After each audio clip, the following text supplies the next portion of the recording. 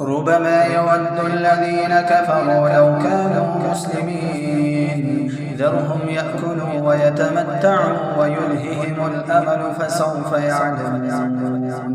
وما أهلكنا من قرية إلا ولها كتاب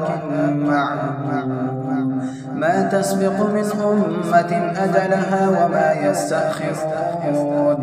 وقالوا يا أيها الذي نزل عليه الذكر إنك لمجنون لو ما تأتينا بالملائكة إن كنت من الصادقين ما ننزل الملائكة إلا بالحق وما كانوا إذا منظرين إنا نحن نزلنا الذكر وإنا له لحافظون ولقد أرسلنا من قبلك في شيع الأولين وما يأتيهم من رسول إلا كانوا به يستهزئون